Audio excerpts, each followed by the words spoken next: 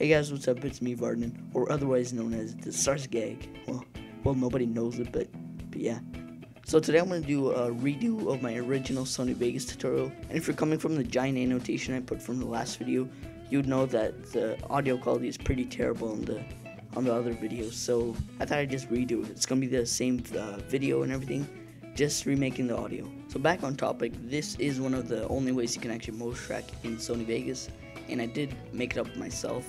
And in other versions of Sony Vegas like Pro 10 and 11, there's plugins that you can actually install and they will actually give you automatic motion tracking, but this is manual motion tracking, but it still works fine. So if this does help you, please be sure to rate, comment, and subscribe. So this is basically what your track should look like. So as you can see over here, there's a bunch of keyframes, and those are each there for the manual motion tracking. The top layer is a tracker, and the opacity is down all the way, but as you see when I raise it up, you can see it on the bed. The second layer is the object that you want to track. For example, mine is an explosion. And finally here at the bottom, this is our base layer. And when I play solo, you can see that it's me just panning around my room with my tripod. So open up Sony Vegas so we can get started.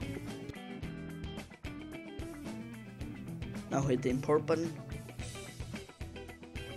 and open up your base footage. Now drag your footage onto the timeline and delete your audio by clicking on the layer and clicking the delete key, because it's unnecessary, but you don't really have to do it.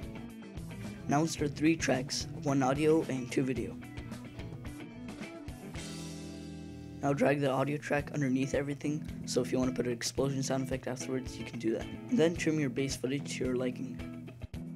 And now for our tracker, go to Media Generator, Solid Colors, and pick a bright color like magenta, and drag it down to our timeline. Now trim it to the exact same size as the base layer. Now zoom in and hit Event Pan Crop, and then go to Mask, the mask tool, and quickly draw a triangle. So this is going to be our tracker. So to make this easier, we're going to use the mask for our first keyframe.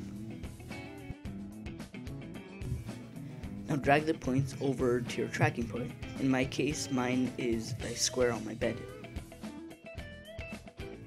Now go over to this section and click Make Compositing Child. So now whatever you do on this top layer happens on the bottom layer, and this bottom layer is where you're putting the object you want to be tracked. So click on Parent Motion, and this window should pop up. So here we're going to go frame by frame so that this point always stays on our tracker, and mine is the edge of the square. So I'll do a few right now and I'll speed up the rest. Also use our scroll wheel to zoom in so everything's more precise. So exactly what you're going to do is click on the timeline and go 1 frame to the right with your arrow key, then click up here and nudge the little triangle with your arrow keys again.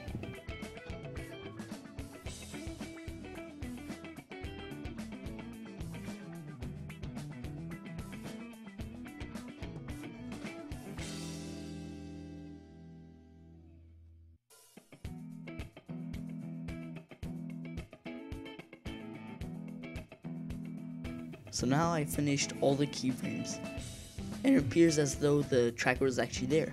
Now open up that object that you want to motion track onto the environment and drag it onto the second layer. Now add any effect, trim, or whatever you want to this video if it's necessary.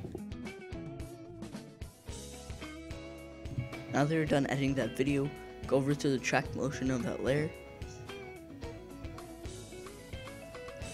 And this is where you can move or scale the video without affecting the tracker.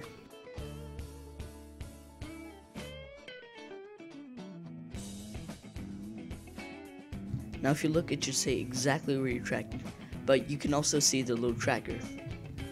So for the last step, we're going to bring down the opacity of the tracker all the way down, and your finished product should look like this. So again, if this was helpful, please be sure to rate, comment, and subscribe so I can get that little fuzzy feeling inside.